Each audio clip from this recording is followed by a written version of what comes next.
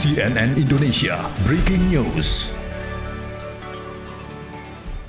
Halo, selamat siang. Anda kembali menyaksikan CNN Indonesia Breaking News bersama saya Heranov Al-Bashir. Kali ini kita akan coba pantau bagaimana untuk kelanjutan sidang perdana Mario Dandi dan juga Shane Lucas. Kami akan coba untuk minta tanggapannya terlebih dahulu bersama kuasa pakar hukum pidana Tarumanegara Heri Firmansyah melalui sambungan Zoom.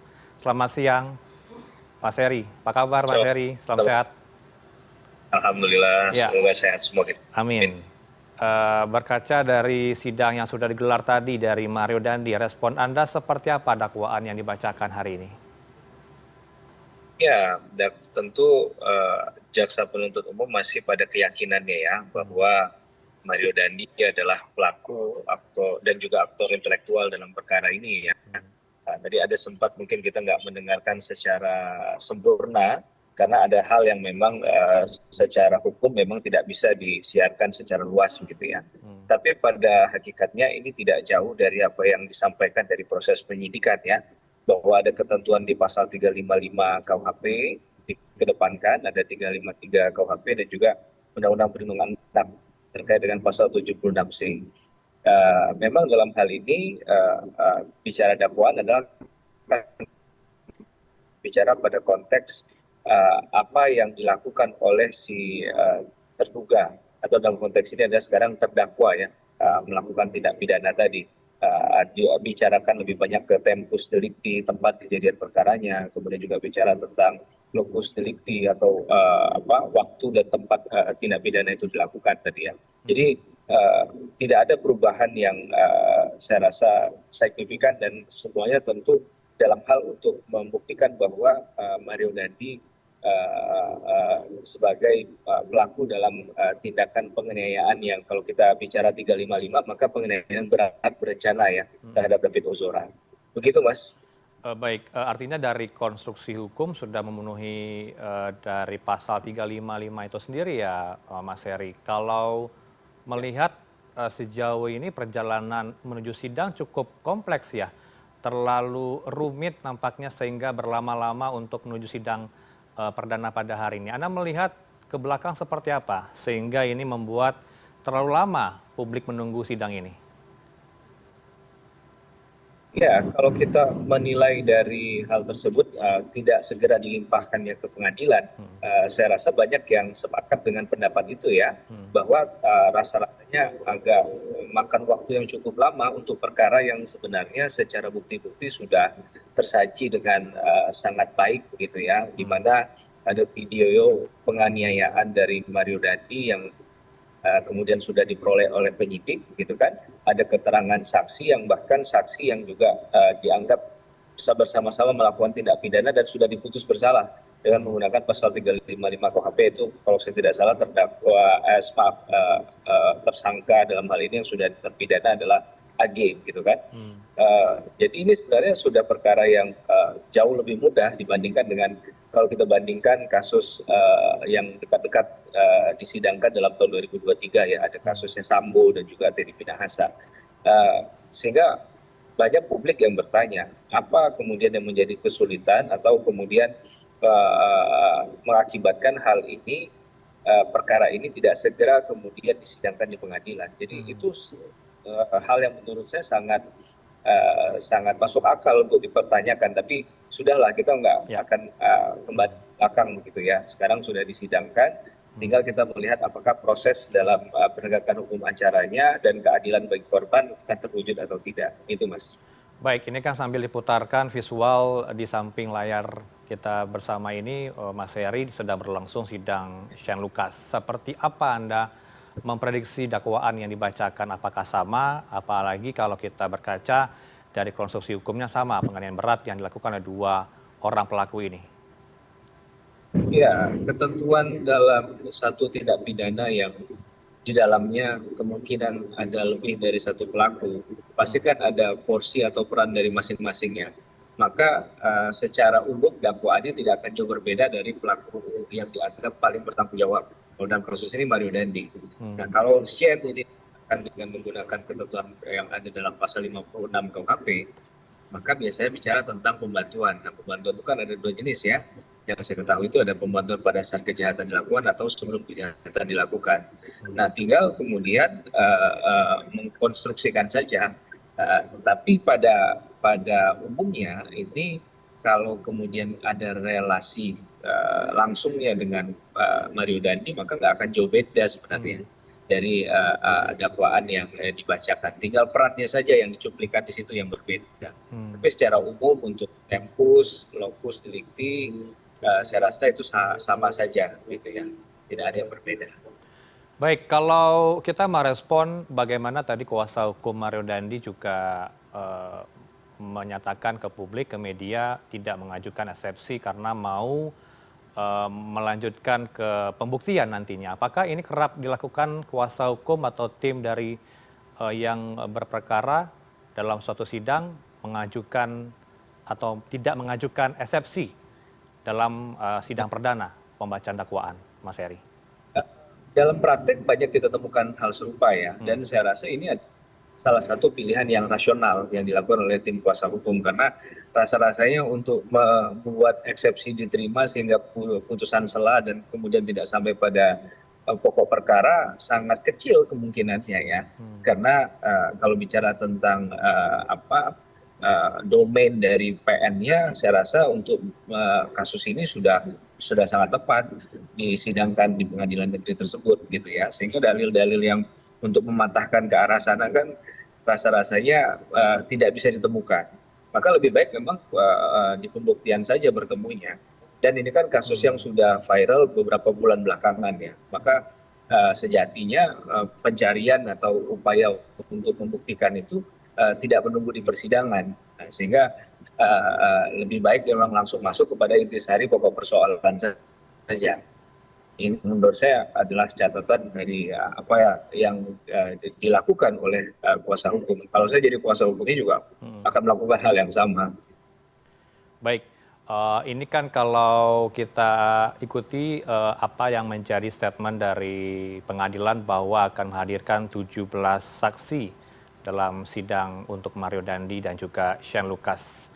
Kira-kira dari saksi yang dihadirkan, Anda melihatnya yang hanya di TKP saja atau ikut melibatkan dari ayah Mario Dandi juga, Mas Hari? Iya, tentu akan melihat dari kualifikasi pengertian saksi ya, bahwa saksi itu kan sesuai definisinya orang yang melihat, mendengar, dan mengalami sendiri suatu perbuatan pidana. Maka sangat mungkin untuk mencari kebenaran atau menggali kebenaran materialnya akan dihadirkan sesuai kualifikasi tadi. Tidak menutup kemungkinan ya anggota dari keluarga termasuk ayah dari korban juga dihadirkan sebagai saksi, karena tentulah pihak pertama yang mengetahui kondisi kebenaran dari peristiwa itu tentulah pihak orang yang paling dekat kan dengan si korban, ya di keluarga, dan pastinya adalah orang tua. Nah, ini yang akan kemudian digali informasinya terkait dengan seputar kejadian tersebut ya. Sehingga tadi saya katakan bahwa dalam hal ini memilih saksi dalam pembuktian adalah sangat penting untuk membuktikan satu hal, baik membuktikan yang sebaliknya tidak bersalah atau memang membuktikan seseorang itu bersalah di muka hukum. Gitu.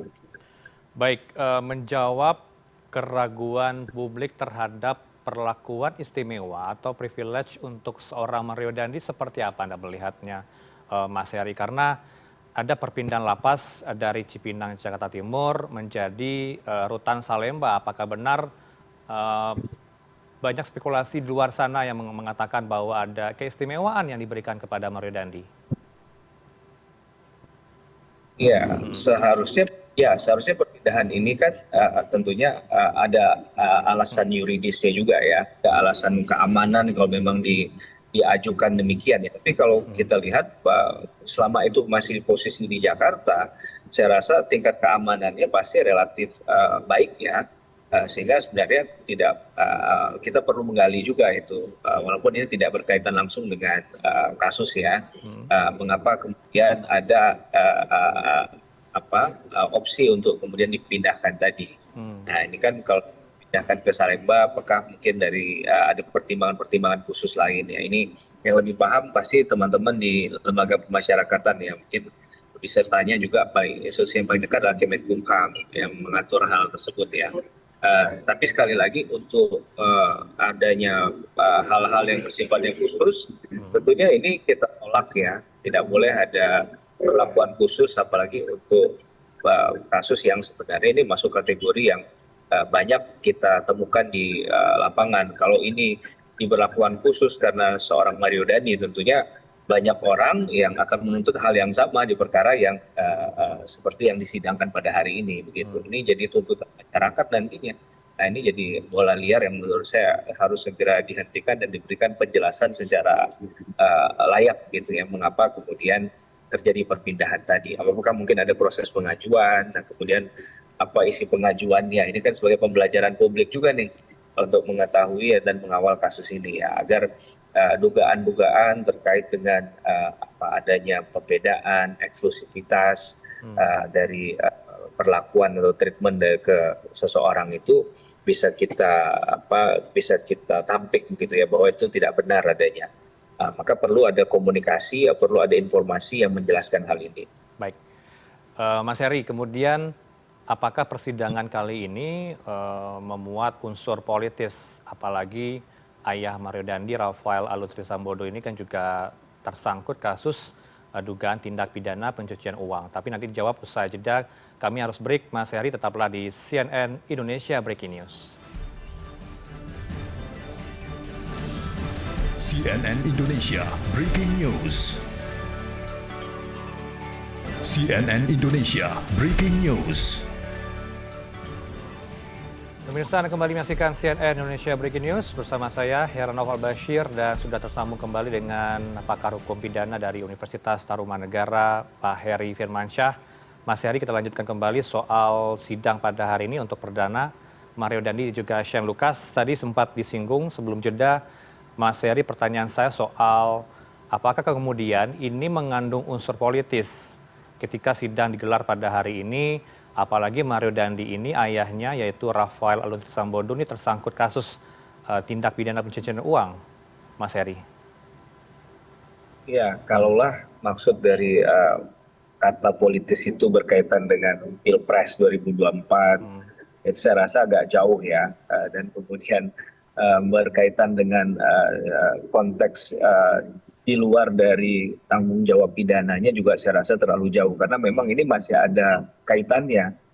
Kebetulan saja dalam kasus ini kan, kasusnya Mario Dandi ini ada hal-hal lain yang kemudian terungkap pasca dari tindakannya Mario Dandi kan. Ini yang menurut saya secara mandiri dan tidak ada kaitannya dengan Mario Dandi itu sendiri ya. Cuman ketika penyidik itu mengetahui ada satu tindak pidana, itu kan bisa macam-macam dari informasinya ya. Apakah dari masyarakat atau ketika terjadi penyidikan satu tindak pidana baru ketemu nih ada tindak pidana lain di dalamnya.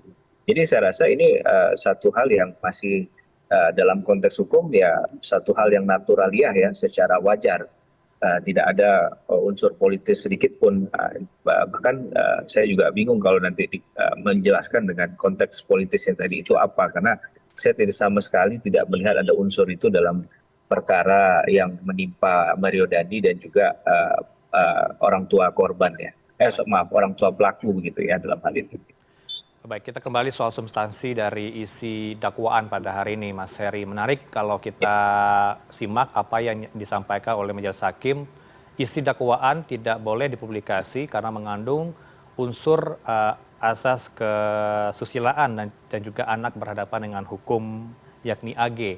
Kemudian kami mendapat informasi dari lapangan, isi dakwaan ini sudah menyinggung soal aksi free kick yang dilakukan oleh Mario Dandi ala Cristiano Ronaldo. Artinya memang dalam dakwaan ini dijabarkan begitu detail isi kronologi kejadian penganiayaan berat terhadap David Ozora, Mas Heri. Ya, pada hakikatnya itu sidang kan dibuka dan dinyatakan terbuka untuk umum ya pada semua tindak pidana. Tapi memang mengacu pada ketentuan di KUHP 153 ayat 3 KUHP kan memang ada pengecualian untuk kasus itu tidak terbuka untuk umum atau dikatakan persidangan secara tertutup, misalnya untuk perkara-perkara yang berkaitan dengan anak, kesusilaan. Nah, ini ada rasionalitas hukumnya di sana, Mas. Nah, jadi memang bisa dipahami di situ.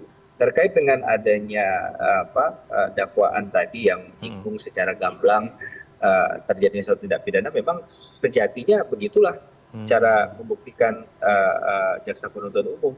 Ya, bagaimana dia melakukan tindak pidana, apa yang dia lakukan, itu kan yang harus terekam atau tersirat dan tersurat jelas ya oleh jaksa penuntut umum, sehingga orang itu tahu dan memahami dakwaannya dan juga bisa menyiapkan pembelaan berdasarkan dakwaan yang diajukan oleh jaksa penuntut umum.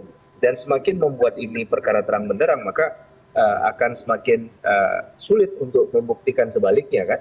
Saya rasa ini hal yang menurut saya patut dikedepankan dalam suatu dakwaan. Baik, artinya jaksa sudah mempertimbangkan dalam dakwaan BAP yang dinyatakan oleh orang yang melihat langsung atau saksi mata, yaitu orang tua teman dari David Ozora di lokasi melihat aksi tendangan tersebut, begitu ya Mas Heri? Betul, betul. Baik. Dan ini kan dalil yang kemudian dalil dan fakta hukum yang tidak bisa dibantah lagi ya. Ataupun kalau mau coba dibantah ya silahkan saja. Tapi kan akan sangat sulit untuk membantah seseorang yang melihat dengan mata kepala sendiri ya. Bukan mendengar dari orang lain, tapi melihat bahwa ada korban di sana dan di dekatnya ada pelaku, dan pelaku mungkin pada saat itu juga masih melakukan penganiayaan. Nah ini kan bagaimana bisa membantah itu ya, kalau logika manusia biasa ya menurut saya sangat sulit untuk bisa membantah hal-hal yang sudah secara terang benderang seperti itu ya. Baik, kemudian kalau kita melihat gestur dari Mario Dandi pada hari ini termasuk juga Shane Lucas seperti apa? Meskipun Anda bukanlah pakar gestur Mas Heri, tapi saya minta mungkin melihat mental kemudian fisik dari seorang pelaku hadir di persidangan seperti apa? Ya, mungkin juga sudah konsultasi ya dengan penasihat hukum ya, sehingga pakaiannya juga rapi, sopan gitu kan, pakaiannya dengan menggunakan warna putih. Ini kan menyimbolkan mungkin kesucian, bahwa ada ketulusan di sana, ingin ya mungkin arahnya pasti ingin menarik simpatik lah ya, bukan ke publik tapi lebih kepada hakim yang menyidangkan perkara gitu. Itu hal yang biasa dan sangat wajar dilakukan, karena kadang ada gimmick-gimmick yang perlu dilakukan dalam suasana sidang pengadilan itu yang kadang sifatnya memang tidak teknikal banget, tapi bisa saja jadi unsur pembeda dalam keyakinan hakim ya. Itu coba untuk diraih simpatinya menurut saya. Tapi kalau ada juga style hakim yang mungkin tidak terlalu fokus pada hal itu, tapi lebih kepada substansi perkaranya. Jadi ini bisa menguntungkan, bisa juga tidak menghasilkan apa-apa ya, tergantung nanti penilaian hakim tentunya. Karena ketika kita bersidang itu kan bagaimana kita menyentuh atau meraih hati hakim untuk melihat pembuktian siapa yang sebenarnya lebih berbobot dan bernilai guna dan memiliki kebenaran material tadi ya. Baik. Melihat profiling atau profil dari komposisi majelis hakim pada hari ini tidak jauh berbeda ya. Ada nama yang kerap kita kenali di persidangan pada hari ini, yaitu Alimin Ribut Sujono. Ini kan yang sudah sebelumnya memperkarakan perkara dari Verdi Sambo. Mungkin terlalu jauh kita berbicara soal putusan nanti terhadap vonis Mario Dandi dan juga Shane Lucas. Tapi kalau Anda melihat hakim atau majelis hakim pada hari ini yang memberikan juga vonis terhadap Verdi Sambo, seperti apa Mas Heri? Apakah ada prediksi ke depan hukuman yang akan diterima oleh Mario Dandi dan juga Shane Lucas akan berat seperti Verdi Sambo? Ya, kalau menarik ke prediksi sekarang tuh Indonesia Argentina nanti nih Mas. Baik. Jadi kalau kasus ini agak berat kita memprediksi, tapi saya mau mengatakan begini, bahwa Pak Alimin ini berarti hakim yang sudah malang melintang ya, yang sudah baik terkait dengan di dunia hukum, pasti pengalamannya sudah banyak. Tekanan publik yang dirasakan dalam kasus-kasus besar beliau sudah hadapi dan mampu melewati itu. Contohnya tadi sudah disebutkan di kasusnya Pak Sambo itu kurang tekanannya begitu luar biasa, bagian pro maupun kontra begitu kan, dengan banyak drama-drama queen-nya juga kan kalau kita catat gitu kan. tapi beliau tetap bisa mengambil poin-poin yang menarik dalam fakta-fakta persidangan. Saya rasa Baik. kita patut apresiasi itu, dan itulah yang kemudian mengapa beliau kemudian memimpin perkara ini ya, untuk menyidangkan, memeriksa, dan memutus nanti dalam perkara ini. Saya rasa itu pertimbangan yang sudah sangat baik ya, bahwa dalam kasus-kasus semacam ini memang perlu orang yang berpengalaman, bukan dari segi umur saja. Jadi umur kadang kan nggak menentukan ya bahwa orang itu punya pengalaman atau tidak. Tapi kita akan melihat dari rekam jejak beliau ketika menyidangkan perkara, dan juga bukan hanya sidangnya saja, tapi bagaimana buah pikir dari persidangan, dari kalau kita ikut dalam persidangan yang disidangkan oleh beliau, juga melihat bagaimana bentuk-bentuk pertanyaan yang diarahkan itu adalah bentuk pertanyaan yang menurut saya membuka banyak hal, dan kadang bisa menyadarkan kita bahwa inilah sebenarnya ada fokus tujuan dalam pembuktian yang perlu